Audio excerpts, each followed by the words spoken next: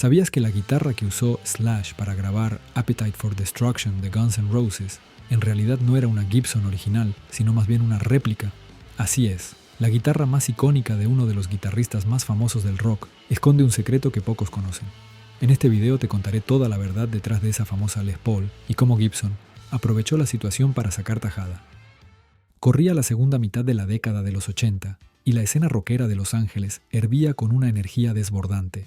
Cada noche, bandas de hard rock y glam competían por hacerse un hueco en clubes míticos como The Roxy o The Troubadour. En ese caldo de cultivo musical apareció Guns N' Roses, un grupo entonces casi desconocido que, con su mezcla explosiva de rock duro, actitud punk y una marcada esencia callejera, pronto desataría una auténtica revolución en el panorama del rock. Saul Hudson, mundialmente conocido como Slash, no tardó en robarse todas las miradas gracias a su forma de tocar la guitarra y a su inconfundible apariencia: melena rizada, sombrero de copa y una Les Paul bien baja al hombro. Sin embargo, lo que poca gente sospechaba era que aquella guitarra que lo catapultó a la fama no salía directamente de las líneas de producción de Gibson, sino de las manos de un luthier llamado Chris Derrick.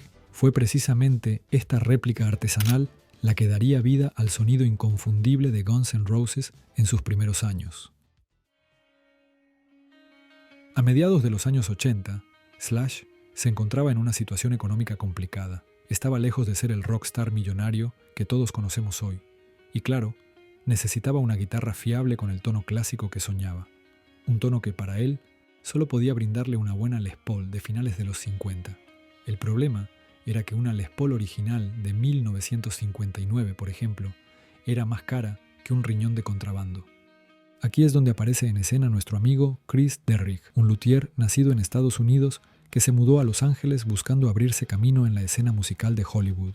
Derrick se especializaba en construir réplicas muy fieles de las Gibson Les Paul de finales de los 50, utilizando maderas de calidad, procesos artesanales e incluso reproduciendo detalles estéticos como el flame top, la veta llamativa en la tapa, con sumo cuidado. Según cuentan varias fuentes, Chris Derrick era un verdadero apasionado de la construcción de guitarras.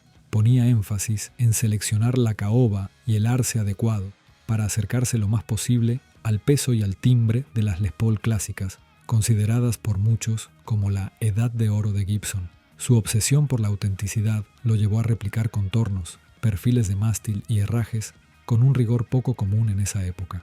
Sin embargo, Derrick no era alguien con una gran estructura empresarial. Trabajaba de forma casi artesanal y producía un número muy limitado de guitarras cada año. Estos instrumentos se vendían principalmente a músicos locales que conocían su reputación o a través del boca a boca. Fue en esa escena de Hollywood donde se cruzaron los caminos de Slash y la réplica de Derrick que cambiaría para siempre el sonido de Guns N' Roses. Cuenta la leyenda que Slash probó la guitarra, o se la prestaron temporalmente, en un momento crítico durante la grabación de Appetite for Destruction. Al escuchar el sustain, la calidez y la respuesta que ofrecía el instrumento, quedó maravillado. Allí mismo decidió que esa sería su arma principal en el estudio y posteriormente en sus giras. Lo que en un principio parecía una solución de emergencia, terminó convirtiéndose en la pieza central de su identidad como guitarrista. Ahora bien, para el gran público de los 80, ver a Slash con una Les Paul era sinónimo de Gibson. Nadie se preguntaba ni se cuestionaba si esa guitarra era realmente de la fábrica de Nashville o si era una réplica hecha a mano. Lo único que importaba era ese sonido sucio, bluesero y potente que encajaba a la perfección con la actitud rebelde de Guns N' Roses.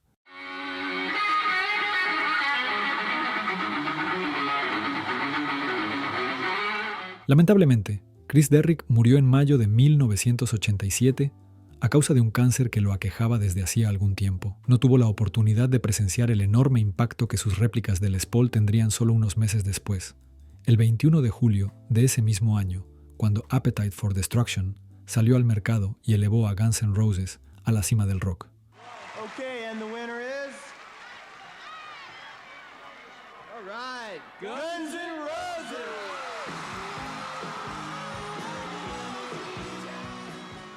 Tampoco alcanzó a ver cómo, con el paso de los años, su trabajo artesanal en aquella Les Paul resultó clave para configurar el sonido característico de Slash, marcando un antes y un después en la historia de la música rock. Cada una de sus guitarras está hoy considerada una auténtica joya para coleccionistas e historiadores de la guitarra. Precisamente esta circunstancia realza el valor histórico del instrumento que utilizó Slash. Sin saberlo, él se convirtió en un escaparate mundial de la maestría de Derrick y a la vez generó la confusión de que se trataba de una Gibson auténtica.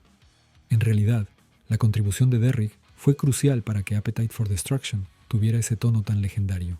Pero, ¿cómo reaccionó Gibson cuando descubrió que uno de sus grandes embajadores no estaba usando una de sus guitarras de fábrica? Ahí comienza la polémica. A mediados y finales de los 80, Gibson estaba recuperando parte de su popularidad, pero no era la misma potencia comercial que había sido décadas atrás, ni la que es hoy en día. Ver a un guitarrista como Slash triunfar con una Les Paul era sumamente atractivo desde el punto de vista promocional. Sin embargo, enterarse de que, en realidad, aquella guitarra no provenía de su fábrica en Nashville fue una sorpresa inesperada para la marca. Aún así, Gibson supo moverse con astucia y no dejó escapar la oportunidad de asociarse con uno de los íconos emergentes del rock. Se cuenta que, cuando Slash y Guns N' Roses empezaron a llamar la atención masivamente, Gibson vio en Slash a un héroe de la guitarra que podía renovar la imagen rockera de la marca para una nueva generación. Lógicamente, no iban a publicitar que su nuevo chico de oro usaba una réplica de luthier, así que comenzaron a enviarle guitarras de producción oficial, versiones personalizadas e instrumentos de la Custom Shop para que poco a poco sustituyera su amada réplica de Chris Derrick, o al menos la alternara en vivo. Con el explosivo éxito de Appetite for Destruction, la imagen de Slash con su sombrero de copa y su Les Paul se convirtió en un icono cultural. Gibson no tardó en plantearle un acuerdo de patrocinio millonario y pasado un tiempo llegó la primera Slash Signature oficial. Este modelo buscaba aproximarse al sonido y las especificaciones de la guitarra que tanto se había popularizado, aunque en realidad replicaba las características de una Les Paul del 59, con ciertos ajustes solicitados por Slash.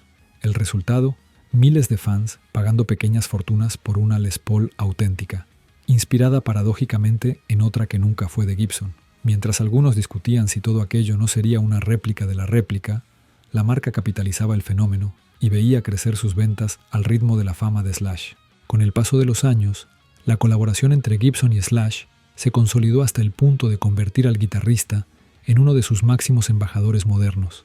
Así nacieron varias versiones de las Slash Signature, desde la Appetite Les Paul con acabado amarillento hasta la Anaconda Burst, además de ediciones limitadas que prometían ser cada vez más fieles a la auténtica Les Paul que Slash usó en el estudio. Irónicamente, este despliegue de modelos oficiales reforzó la idea de que la Les Paul era la guitarra de Slash por excelencia, difuminando gradualmente la historia de que aquella Les Paul legendaria no había salido en realidad de la fábrica de Gibson. El público en general siguió vinculando de manera casi indivisible a Slash con Gibson, mientras los seguidores más especialistas comentaban, a modo de curiosidad, que la pieza clave de su sonido al principio fue, en realidad, una réplica construida por Chris Derrick. Con los años, Slash apoyó abiertamente el lanzamiento de ediciones Epiphone, haciéndolas más asequibles para guitarristas que no podían costearse una Gibson Custom Shop. De ese modo, la marca abrazó por completo a Slash, y él respondió con lealtad, luciendo estas guitarras en giras y sesiones de grabación. La anécdota de la réplica quedó como una simpática curiosidad histórica, pero ya nadie duda de que, a día de hoy, la fusión entre Slash y Gibson es uno de los vínculos más sólidos en la historia de los endorsements de guitarras. Espero que hayas disfrutado el video. Si te gustaría conocer más historias curiosas como esta, suscríbete al canal y activa la campanita. Además, si quieres saber más sobre réplicas de guitarras Gibson, echa un vistazo a este otro video que seguro te interesará.